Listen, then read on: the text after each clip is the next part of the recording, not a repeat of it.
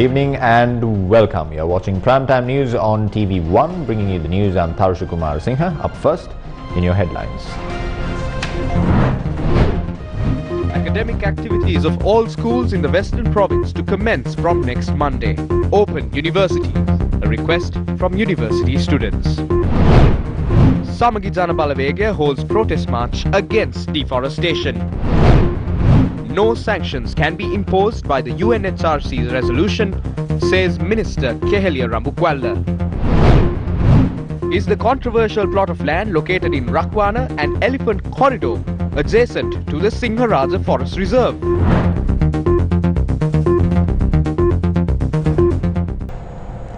The cremation ceremony of the late Most Venerable Aggamaha Pandita Kotugoda Dhamma Vansa Thero, the Mahanayaka of the Sri Lanka Amarapura Mahanikaya, will take place tomorrow, with the day also named a day of national mourning. The remains of the late Most Venerable Kotugoda Dhamma Vansa Thero has been placed at the Dharmapala Rama Temple in Mount Lavinia for public veneration. President Gotabaya Rajapaksa paid his last respects to the late Most Venerable Thero this morning. The cremation ceremony will be held at the Independence Square in Colombo tomorrow afternoon at a ceremony with full state honours. As it was mentioned in your headlines for tonight, the government has said that the resolution adopted on Sri Lanka at the UN Human Rights Council sessions does not allow the imposition of sanctions on the country. මානහිකම් කවුන්සිලේ යෝජනාව හරහා රටට ආර්ථික සම්බාධක පැනවීම වැනි අහිතකර බලපෑම් ඉදිරියේදී ඇතිවෙන්න පුළුවන් කියලා. නමුත් මානහිකම් කවුන්සිලයට එය එසේ කළ හැකිද? මානහිකම් කවුන්සිලයට එසේ කළ නොහැකි. The Human Rights Council cannot do that. This must be tabled before the Security Council. They will be able to make decisions about specific countries, but a majority of the members of the Security Council who hold veto powers have pledged their support towards us. Our view is that certain matters that have been initiated are contrary to the Charter of the Human Rights Council. ඉන්න කණ්ඩායම් වලින් බහුතරයක් අපට යම් කිසි විදිහේ සහයෝගයක් ලබා දීලා තිබෙනවා. හැබැයි මානව හිමිකම් එකේ ප්‍රඥප්තියින් වලට පවා යම් දේවල් පටහැනිය කියන එකයි අපේ අදහස. ඊයේ මානව හිමිකම් කවුන්සිලේ ඉන්දියාවත් ප්‍රකාශ කරලා තිබ්බ කර්ණමින් පළාත් සභා මැතිවරණයේ තියලා 13 සංශෝධනය බලාත්මක කරන්න කියලා. අපේ ව්‍යවස්ථාවේ මූලික The 13th Amendment is a part of the country's law. A cabinet paper has been tabled on the electoral system based on which the polls must be held. Therefore, delaying elections is not our policy. Our policy is to conduct the election swiftly. මේ හැකේක් වෙනින් මැතිවරණ තැබීම තමයි අපේ ප්‍රතිපත්තිය වෙන්නේ. ඇතැම් අමාත්‍යවරු ඒ වගේම මහා සංඝරත්නය ප්‍රකාශ කරන මේ පළාත් සභා කියන එක දැන් සුදු අලියෙක් මේක තියෙන එක තේරුමක් නැහැ. මේකට බොරුවට මුදල් වැය වෙනවා විතරයි. මේකින්ද මේ ක්‍රමයට යන්න පුළුවන්. දැන් පළාත් සභා නැහැ කියලා ප්‍රශ්නයක් නැහැ කියන කාරණා. නෑ පළාත් සභා ප්‍රශ්නය සම්බන්ධව Those are various views on provincial councils. If that is the case, we might have to go for a referendum and determine whether they are essential or not. But the views of certain individuals cannot be interpreted as the country's law. ගණීතිය පටලවා ගන්න බෑ. මානහිකම් කොමිසමේදී දැන් ඉන්දියාව සහ ජපානය ඡන්දය දීමෙන් වැළකී සිටියා. මේක යම් විදියකට මේ වරායත් එක්ක මේ ඇතිවෙච්ච ප්‍රශ්නයක්. මොකද කලින් වතාවල එහෙම ප්‍රශ්නයක් සිදු වෙලා තිබ්බේ නැහැ. India abstained from voting on the previous resolution as well. However, the National Freedom Front, led by Bimal Ratnayake, says that India's conduct is unacceptable. අපට ඊටම කනගාටුයි හැමදාමත් අපි අසල්වැසියා කියන අපේ ලොකු අයියා. We are very disappointed about the conduct of our so-called big brother, our neighbor India. India has always done harmful things to Sri Lanka. They operate not in favor but against Sri Lanka. India uses the 13th Amendment to act against our country every single time. We know that even Nepal was against Sri Lanka after they abstained from voting. Nepal is a country India has engulfed economically. Nepal is run by India. Now Nepal operates disregarding bilateral relations in the region on the influence of India. We can clearly see that India has had a hand in manipulating countries to vote for the resolution and abstain from voting. ශ්‍රී ලංකාවට පක්ෂව ඡන්දෙ නොදී සිටීම සඳහා ඉන්දියානු මැදිහත් වීම බලපෑම පැහැදිලිව තිබුණායි කියන එක අපට පේනවා. However, other sections of the government point out that the abstention of 14 countries, including India, from voting at the UNHRC yesterday was in fact a victory. Foreign Minister Dinesh Gunawardena also expressed a similar remark yesterday. The Geneva resolution was not defeated. They only got 22 out of 47 votes. As far as I am aware, 3 out of the 5 countries in the world that can use veto powers did not vote. India did not vote. Russia voted for us and China voted for us. So we are happy about that. Today we do not need to worry about yesterday's result. 25 out of 47 countries did not support this resolution. Only 22 countries voted in favor of the resolution. Mr. Dinesh Gunawardena has now discovered a new mathematical concept. According to him, the government has now won in Geneva. Why? Because 25 out of the 47 were in favor of the resolution. If all those who do not vote are on their side, then we have to look at every election result in Sri Lanka in that way. In that sense, there were 16.2 million votes in the last presidential election. Gotabaya Rajapaksa only got 6.9 million votes out of the 16.2 million voters. Then the number of people who did not vote for him is more than 9.5 million. So he had lost in actuality. Following are the views of the opposition on the reasons for the adoption of a resolution by the Human Rights Council on Sri Lanka. Mahinda Rajapaksa agreed to this process of accountability in May 2009 after the war. Sri Lanka was able to defeat the resolution that came to Geneva at that time because we got India's support. There, they promised India that the 13th Amendment would be fully implemented and that they would give 13 plus with police powers and land powers. These issues arose as he didn't fulfill these promises. They were lying to the international community and continuously cremating remains up until Imran Khan came here. The lies backfired and they were left helpless politically. Some people were politically repressed and even assassinated. Some media networks were set on fire. This repressive regime was restarted after the 16th of November 2019. The independence of the judiciary, the procedures in pursuit of justice as well as the independence of the state during the course of elections were completely taken away by the 20th Amendment. Our representative in Geneva is a man with clear accusations of leading insurgency groups in 87 and 88. No representative from any other country wants to meet him anyway because they know his profile well. So how can we expect more with a situation like this? මේ අවුරුදු එකමාරක් ඇතුළතදී රටේ ප්‍රජාතන්ත්‍රවාදී විනාශ කරමින් රටේ මාධ්‍ය නිදහස විනාශ කරමින් The resolution has addressed concerns on the autocratic political system that has existed in the country during the last 1.5 years at the cost of losing democracy, media freedom and the independence of the judiciary. The resolution has also pointed out the intimidation of media and civic groups. But what is the president saying amidst these circumstances? On the 20th of March, the president had said that he would teach a lesson to the media. The resolution was taken up for a vote in Geneva on the 23rd of March at around 3:30 p.m. Sri Lankan time. We know that the lessons taught by Gotabaya Rajapaksa during the war included the bombing of the Sirasa and Siyata media outlets. The lessons that he taught involved attacks on journalists at their homes and also the murdering of journalists. Journalists were brutally assaulted during this period as well. He reminded us of that era of the 20th of March ahead of the vote on the 23rd. We wish to clearly state that Gotabaya Rajapaksa is acting in favor of the United States. We have a suspicion as to whether Gotabaya Rajapaksa and Sarath Weerasekara had conducted themselves based on the whims and fancies of the US amidst an impending vote.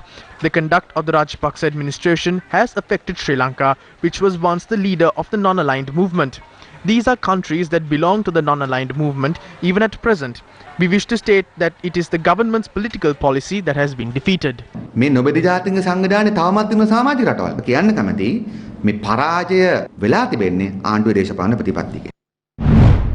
Meanwhile, the Samagicana Balavege issued a release in line with the passing of the UNHRC resolution on Sri Lanka. The release read that such a resolution has been brought forward due to the weakness in the present government.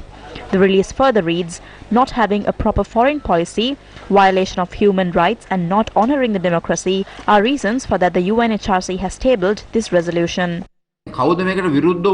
Who opposed this? Who did not vote for this? Asian countries such as India, Japan and South Korea have consistently voted in favor for us in the past. Why didn't these countries vote in favor of us? Why are we on bad terms with India and Japan? Are we aware of the repercussions that will come out of these acts? Japan is a friendly country to us. Why have they become foes today? India is our neighbour, our friend. But what has transpired at present? They are not managing things properly. Leader of the Janata Vimukti Peramuna Anura Kumara Dissanayake questioned about the Arcade Independence Square in Colombo being leased out to a private company in Parliament today. The Urban Development Authority has spent more than 700 million rupees of public money to construct the shopping complex at the Arcade Independence Square. The UDA is unable to maintain this massive shopping complex which incurs losses annually.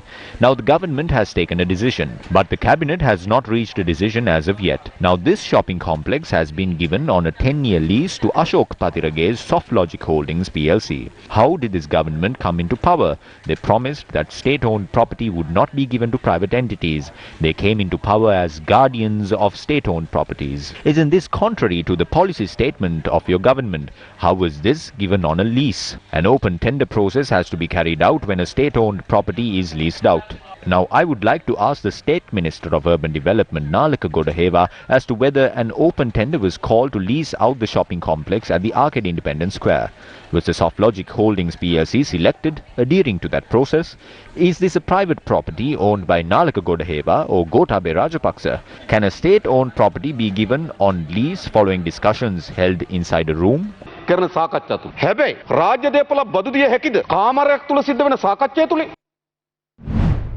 A debate ensued during yesterday's Satana program on Sirsa TV regarding the usage of Samurdhi funds to distribute the 5,000 rupee relief allowance during the COVID-19 pandemic. Corona lockdown සමයේ සහනාධාර බෙදන්න මුදල් ලබා ගත්තේ කොහෙන්ද? සමෘද්ධි අරමුදලේ. කොච්චර මුදලක් ගත්තද? මම හිතන්නේ බිලියන 40ක් 45ක් වගේ. ඒ කියන්නේ සමෘද්ධි ප්‍රතිලාභීන් ගේ තැන්පතු වලින්ද මුදල් ගත්තේ? The fund comprises allocations for Samurdhi projects and bank deposits as well. The funds were drawn out on the premise that they would be reimbursed again. එකඟතාවක් මත මේ මුදල් නැවත ලබා දෙනවා කියන එකඟතාවය මත තමයි ලබා. කොච්චර කල් වෙලාද දැන් මේ මුදල් ලබාගෙන? ඔව් අවුරුද්දකට කිට්ටුයි නේ අවුරුද්දක්ම නෑ අවුරුද්දකට කිට්ටු. හැබැයි ඔය මුදල් ප්‍රතිපූර්ණය කරනවා නම් 2021 සඳහා වූ අයවැයේ සඳහන් වෙන්න ඕන නේද මේ මුදල් ලබා දෙන්න අපි මුදල් මෙන්න මෙතනින් යොදවනවායි කියලා. මේක තමයි රජය අපිට The government promised that they would reimburse these funds. That is because any government cannot withdraw the funds of the people. If the funds are not returned, that would be a big mistake. But the entire country was steeped in a crisis at that time. Therefore, they have promised that the funds would be reimbursed. ඒක තිබුණේ ඒකෙදී පොරොන්දුවක් වුණා අනිවාර්යයෙන්ම මුදල් දෙනවා කියලා. සමෘද්ධි මුදල් අයිති අතර. The Samurdhi fund belongs to its beneficiaries. Therefore, the funds cannot be withdrawn based on one's discretion. This situation was a novel experience. The country had not experienced the COVID-19 pandemic previously. Let us accept that money had been withdrawn from this fund, but the government has a responsibility of reimbursing these funds. The budget was tabled in November, but it was not included in the budget. ඒක පහුගිය නොවැම්බර් මාසයේ තමයි budget එක ඉදිරිපත් කරේ. Budget එකට ඒක දැම්මෙත් නැහැ. සමෘද්ධි වගේ අර මුදලක් පාවිච්චි කරන්න නැතුව වෙන ගන්න අර මුදලක් නැද්ද? මේකටම එකතු කරපු සල්ලි තිබුණා. There were funds collected for this purpose. It was called the COVID-19 fund. It had funds amounting to about 300 million rupees. But the people of this country have not been informed as to how the funds were utilized. There were other sources from which money could have been obtained apart from the Samurdhi fund. Funds were collected for this purpose, but no one knows what happened to them.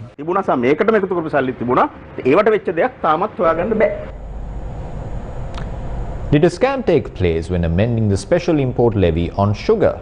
Here is a look back at the events which have unfolded thus far. The Ministry of Finance presented a report to the Committee on Public Finance. According to the report, the government had reduced the special commodity levy on 1 kilogram of sugar from 50 rupees to 25 cents from the 13th of October 2020. Further, the report mentions the corporation named Pyramid Vilma had stored 8,237.95 metric tons in bonded warehouses at the time. Had the stock of sugar been released following the payment of the levy of 25 cents, the corporation would have enjoyed a profit of 400.98 million rupees. Pyramid Vilma had imported a total of 125,727.95 metric tons of sugar to the country during the period between 14th September 2020 and February 20th, 2021. The corporation which had imported the second largest consignment of sugar during the same period of time was Amro Sugar Corporation, which had imported only 36,592 metric tons. Hence, it is evident that Pyramid Wilmar had imported thrice as much as sugar as the second corporation during the aforementioned time period. This is the document released by the customs on the consignments. According to this document, 10,147 metric tons of sugar was lying in the warehouse by the 13th of October 2020, out of which 8,237 metric tons belonged to the Wilmar Trading Company. This is what the document is saying. The pie chart on the document indicates the percentage of stocks held by each importer.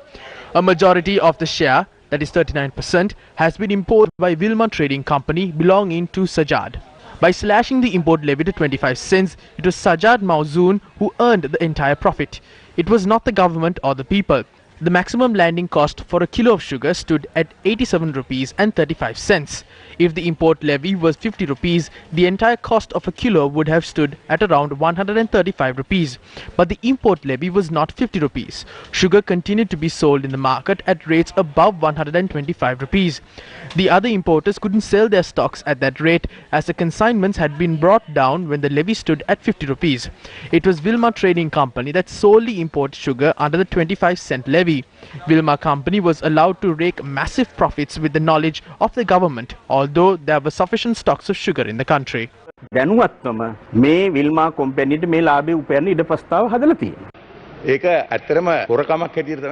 believe that this was an act of robbery. All importers brought down their stocks and stored them at the warehouse when the levy stood at 50 rupees.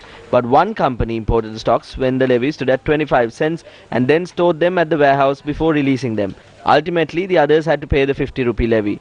That is where things have gone wrong. Otherwise, there is no issue in increasing and decreasing the levy. There is no issue if the levy keeps fluctuating. But only one person has benefited. Some might have discreetly informed him of the appropriate time to import the stocks based on when the levy would be reduced. We now know what would have happened to cigarettes as well. එයාට මුලින් කියන්නේ කවුරු හරි රහසේ ඇවිල්ලා කියන්නේ නැති මේ සීනි මිල මෙහෙම අපි අඩු කරනවා ඔබ දිනනලා තියාගනින් කියලා. බද්ද අඩු කරනවා කියලා මේ කියන්නේ නැති. අපි දන්නවනේ සිගරට් වලට එන්නේ කීයද? සිගරට් මිල වැඩි කරනවායි කියලා. Someone might have informed the cigarette importer that the cost is likely to rise. That's when the importer obtained a bank loan to purchase the stocks well in advance. A certain official at the presidential secretariat is above the ranks of goddess Kali. He didn't allow this to happen. Ultimately, the importer was affected. MP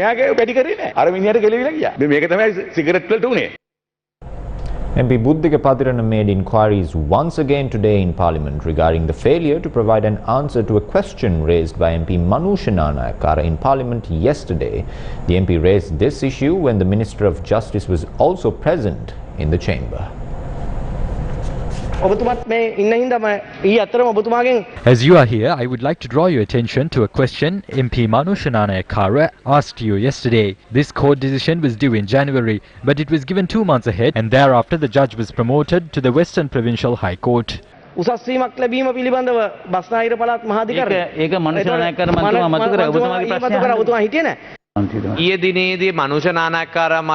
Honourable Speaker, since the Minister of Justice is present on a matter mentioned by Manushananayake yesterday, it is important that he receives an explanation. I think Mr. Buddhika Pathirana also mentioned this.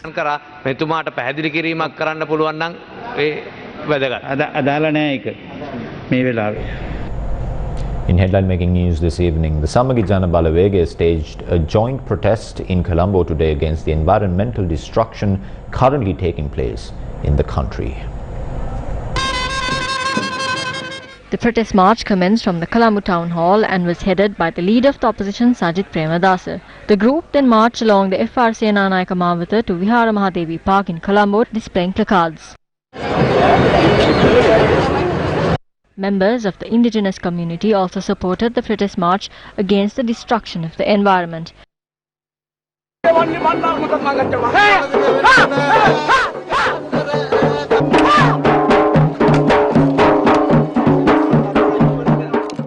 They symbolize the catastrophic environmental destruction occurring in many areas of the island.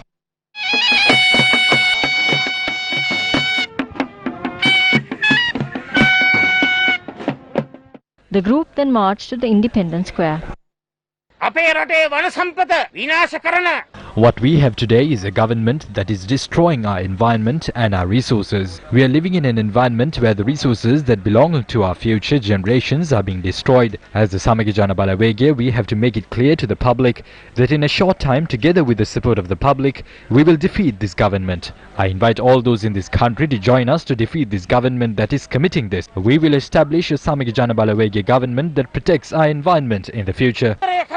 අපේ රටේ සමස්ත ජනතාවට ආරාධනා කරනවා කැලෑ කපන ත්‍රස්තවාදය පරාජය කරන්නට අපි හැමෝම අත්වල බැඳගනිමු ළඟදීම පරිසර හිතකාමී සමගි ජන බලවේග ආණ්ඩුව අපි බිහි කරනවාමයි කියමේ සියලු දෙනාටම ජය වේවා කියා ප්‍රාර්ථනා කරනවා අයියා කියනවා සිංහරාජේ වැව් හදනවා කියලා මල්ලි කියනවා ගඟවල් පිරිසිදු කරනවා කියලා. The elder brother is speaking about reservoirs in Singharaja and the younger brother is speaking about protecting our reservoirs.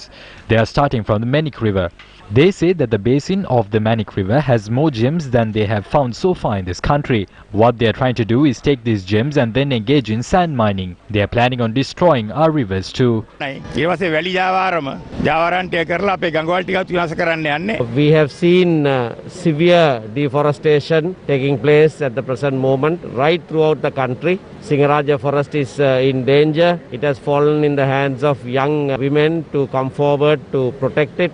Those who wield power, those who have state power, agents of the government are the ones responsible for this kind of environmental degradation that's going on. All the people in this country must rise up against this environmental degradation that's going on in the country. Along with the Samagijana Balawege, a number of political parties and civil activists, including the Tamil National Alliance, joined the protest. Wildlife officers in Nuwareli engaged in strenuous efforts to rescue a leopard that was trapped in a snare today.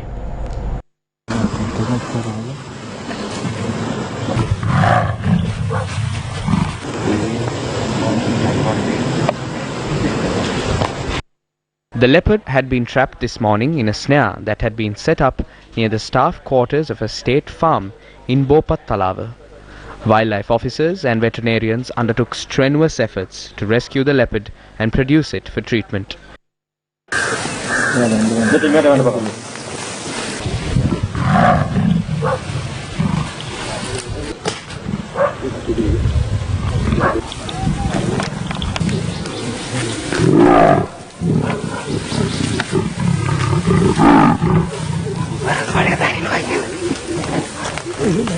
Area residents say that several leopards inhabit the reserve in Patali.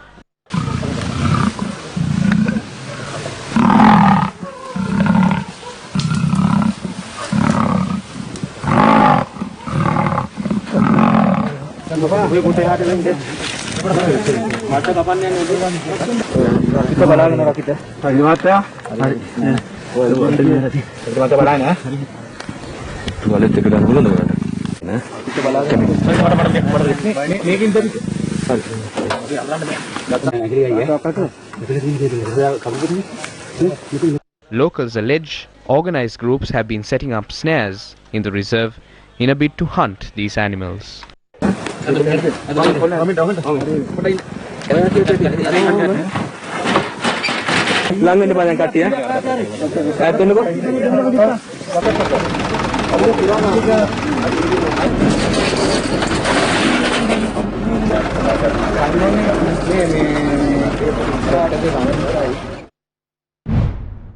Heads of departments at the Ministry of Wildlife and Forest Conservation convened a joint media briefing regarding the environmental destruction taking place in the country. The land in Rakwana near the Singharaja forest that has been marred in controversy has figured during the media conference as well. Officials presented a gazette published in 2019 outlining the boundaries of the Singharaja Forest Reserve. According to the map, the land in question is located along a narrow stretch of the Singharaja forest. ඒක අලිමංකඩ ප්‍රදේශයක් නේද? එතන අලි සිංහරාජේ ඉන්න අලි දෙතුන් දෙනා ඒ හරිය ගැවසෙනව නේද? මම මෙහෙමයි මම ඒ සම්බන්ධව මෙතනදි කතා කරන්න කැමති නැහැ. මම ඕගොල්ලන්ට ආරාධනා කරනවා අපි ගිහිල්ලා බලමු මෙතන. ඒ ප්‍රදේශයේ ඉන්න අලි තුන් දෙනෙක් ඉන්නවා. මොකද? අලි දෙන්නක් දෙන්නද? There were 3 elephants earlier. Few years back. අලි දෙන්නෙක් ඉන්නවා. අලි දෙන්නක අලිමංකඩ. There are 2 elephants. I have not seen an elephant corridor. I do not know if there is an elephant corridor. Let us go and see. There is no way in which an elephant corridor can be located in that area. This is the part of the Singharaja forest that is a World Heritage Site. We have identified 36,474 hectares of forest land belonging to this site and labelled them. We published them as a gazette. The red dot you can see is outside the Singharaja Forest Reserve. You can check it out on Google Maps. This yellow mark is the land on which construction is taking place.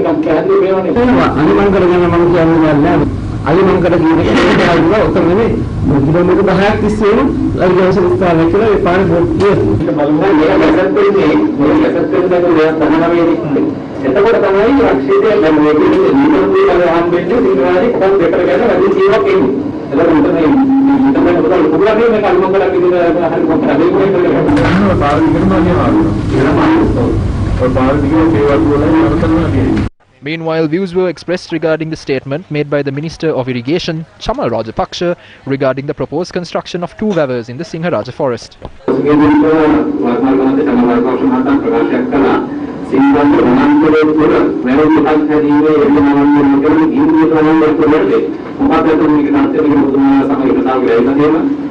නැහැ අපි සමග කිසිම එකතුකාවකට ඇවිල්ලා සාකච්ඡා මට්ටමින් තිබුණයි කියන එක විතර අපි දන්නේ.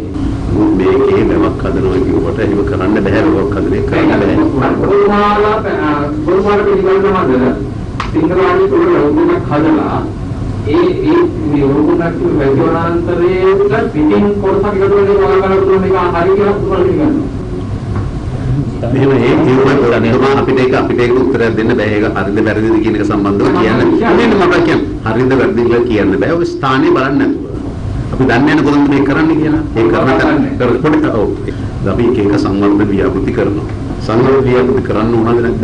සංවර්ධන ව්‍යාපෘති කරන්න ගිහිල්ලා ලංකාවේ කැලෑ අයින් කළ නැද්ද? සිංහරාජ වනාන්තරයේ තුල දැන් උදාහරණයක් ගන්න නෑ. සිංහරාජ වනාන්තරයේ තුල මෙහෙම සිංහරාජ වනාන්තරයේ තුල සිංහරාජ වනාන්තරයක කොනකද හරි නැත්නම් හරි කන්දකද හරිද නැත්නම් වෙන තැනකද කියලා මොකද අපි කොහොමද ලක්මයි කියන අපි මෙච්චර කාලේ සාකච්ඡා කරේ කොහොමද නේ? අපි සාකච්ඡා කරන්නේ කිසිම සාකච්ඡාවක් කිව්වනේ ඒක ගැන සාකච්ඡා කරා. නේ අපි සාකච්ඡාවට සම්බන්ධ. Up next is some more news from here at home in brief.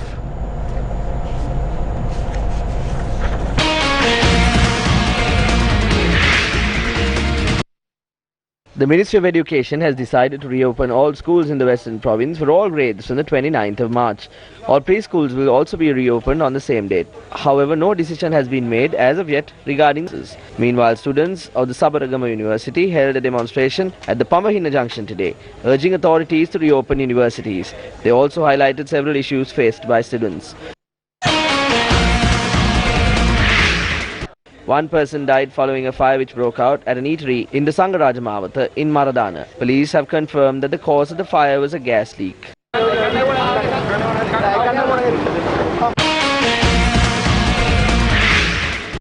All Ceylon Animal Meat Marketers Association engaged in a protest in Jala today. They alleged the prices of chicken would have to be hiked owing to increasing production costs and added that the industry is at risk of collapsing. The junior staff of all Ayurvedic hospitals, central dispensaries and factories in the North Central Province engaged in a protest in Anuradhapura today. The protesters urged authorities to suspend the process of training and appointing officials in an illegal manner, overriding the standard recruitment procedure. A group of women held a protest in Bibila today opposing environmental destruction and the drug menace.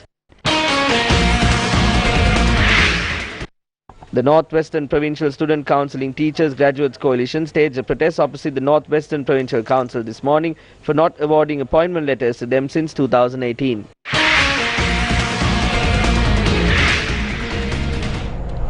Former Prime Minister Ranil Wickremesinghe expressed his views regarding the post-pandemic world order at the WION Global Summit today.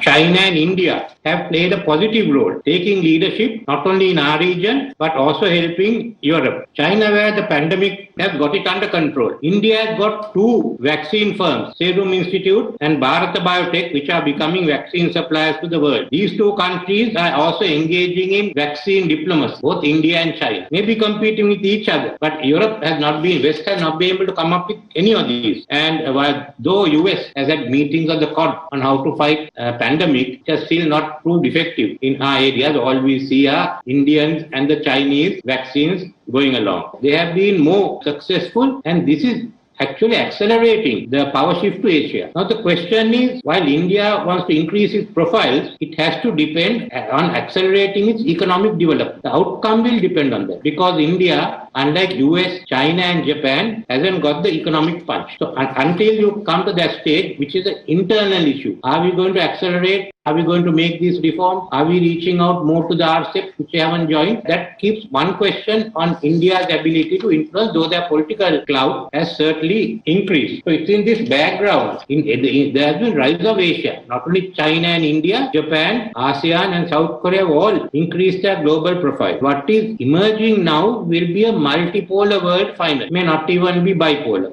We wrap up tonight's news with views expressed by Women's Movement for Freedom on the plight of Sri Lankan women due to microfinancial debt. I've been Kumara Singh along with our sign language interpreter for tonight, Brian D. Cruz. Good night and thanks for watching. The Epilogue.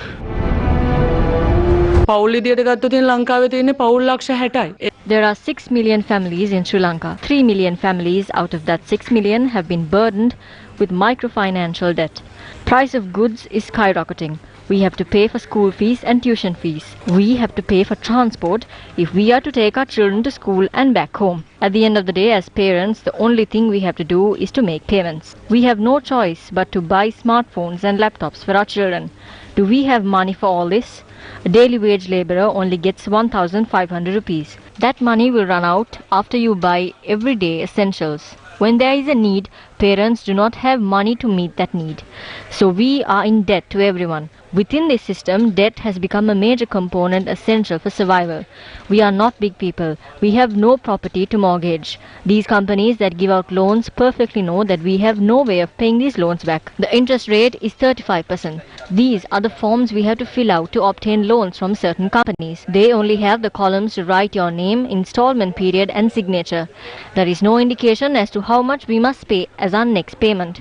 This particular woman, who had obtained a loan of 112,500 in 2018, had to pay an amount of 165,900 rupees by 2019. The companies have set up compound interest when this woman couldn't pay back the amount for a month or two. She couldn't pay this during the curfew period. No concessions were given to her, and in return, a court order is delivered to her house. According to this court order, she has to settle a loan of 258,138 rupees. It also states that a relief has been provided to pay in installments. This is exactly what these companies do.